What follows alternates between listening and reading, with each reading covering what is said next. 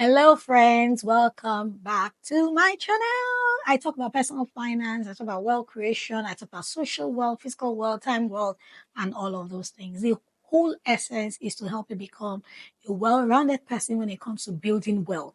And of course, financial wealth is one of the many types of wealth that you build. At the Smart Stewards Academy, we teach 7 types of wealth. It used to be 5, it is now expanded. Social wealth is another type of wealth you should have. And this message, today's video is going to be centering around social wealth and the types of people you should be having money conversations with. So we are talking about financial wealth, right? Having money conversations, building wealth, but with who? So in this video, I'm going to be talking about 5 money conversations you should be having. A lot of us complain about, I don't know where my money is going. But listen, the circle that you belong to, the people around you will determine how wealthy you will become. Oh,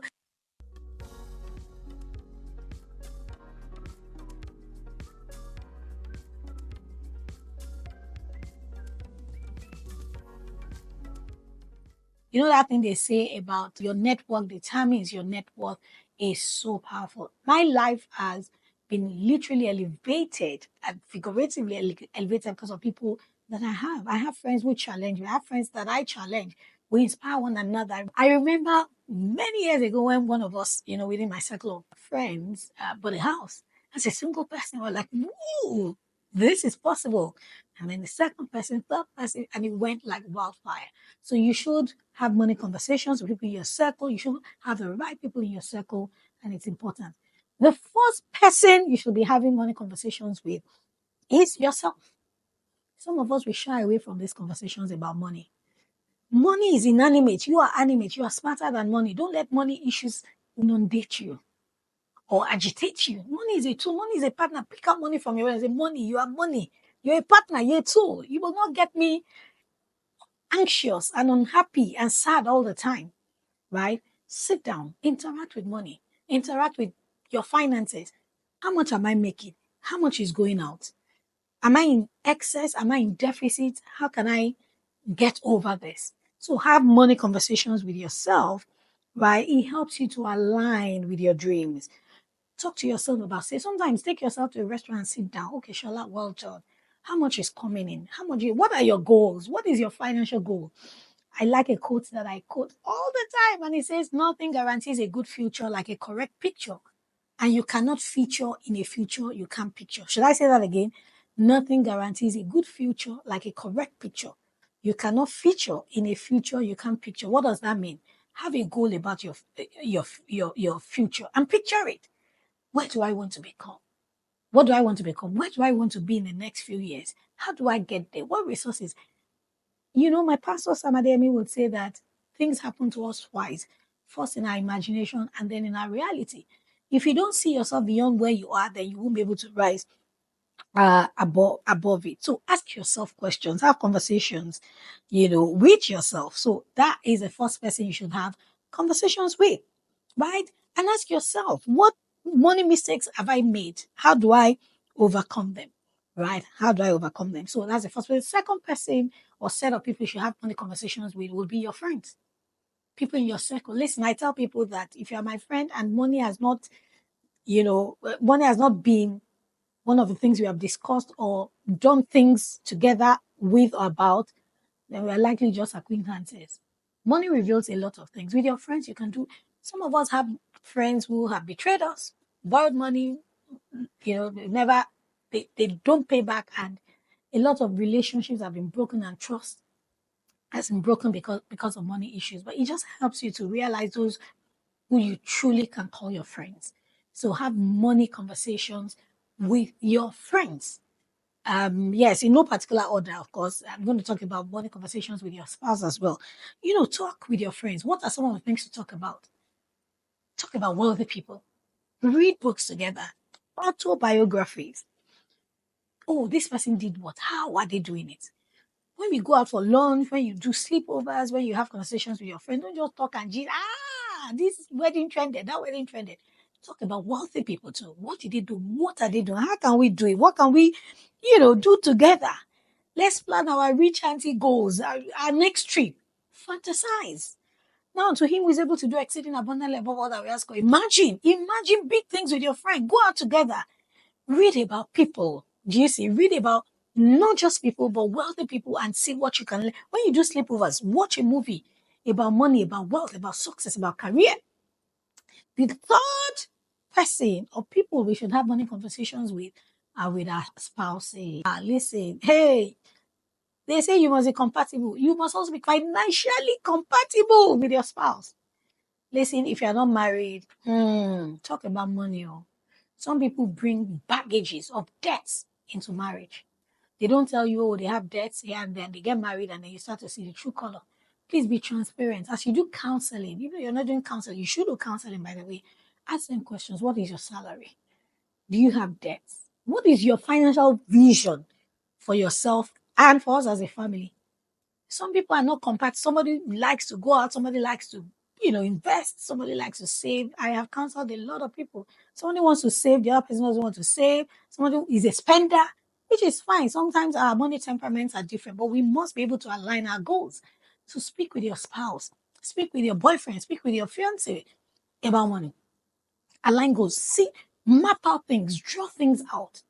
Right? It is important. The fourth set of people you should have money conversations with, right, will be with your children.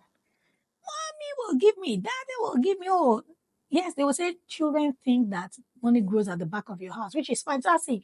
They think money grows on trees. Listen, it's okay to teach your children about money, to expose them. Don't teach them scarcity mentality, right? But teach them also that, listen, money gravitates towards value. Talk to them. You go out, look out for money lessons. You say, I want this. There's no money. I'll slap you. Don't you know what I'm going through? Teach them. Bring out money lessons, right? All the time. All the time.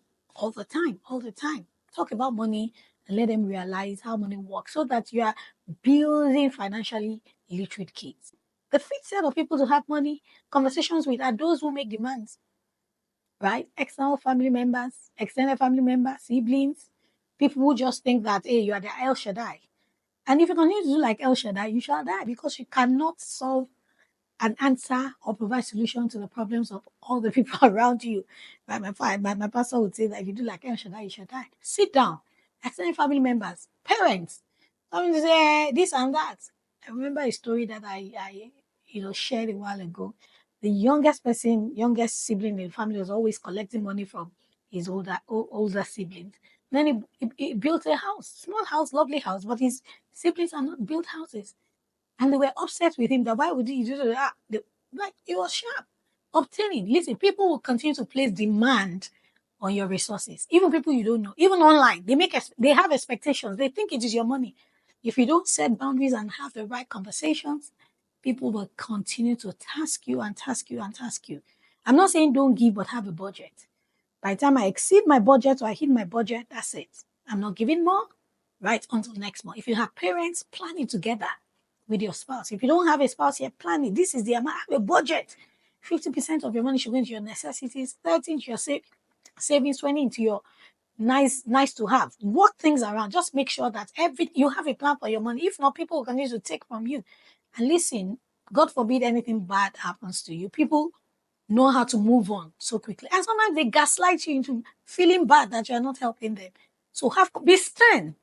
Listen, I'm not saying disclose how much you made, but let them know that I have my own obligations. I have my own plans. The sixth category of people to have money conversations with will be your boss or your employer.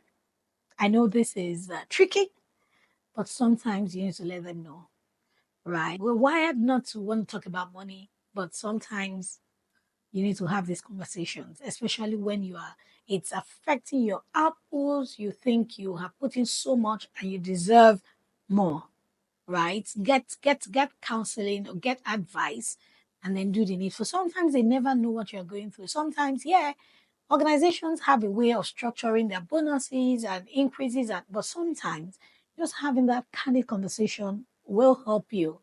And, you never could say. So don't die in silence. Don't suffer in silence. Let them know when you need help. Finally, have money conversations with a money coach. You need a money coach. I remember a few years ago when I read about Beyonce having a money team. Nobody needs a money. You need a coach who can guide you, you need an investment advisor. You're buying real estate, get a real estate advisor who knows. Anything you're doing, have a legal person looking through the agreements and helping you. Have a money team. Have a money coach, right? I help my clients on one-on-one coaching and my mastermind to go through their finances. I consult for HNIs and their children about wealth creation. It just helps you do things the right way. Don't say, I know everything, and you're hiding and you're doing stuff, you are constantly taking the wrong steps and the wrong decisions.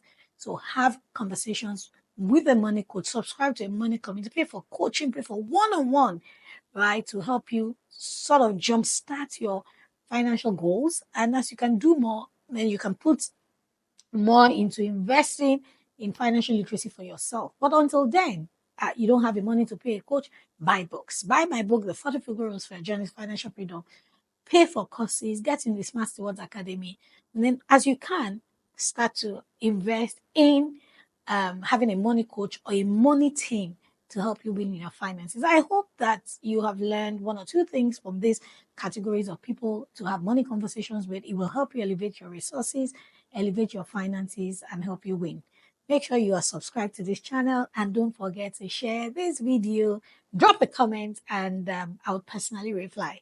See you in the next video.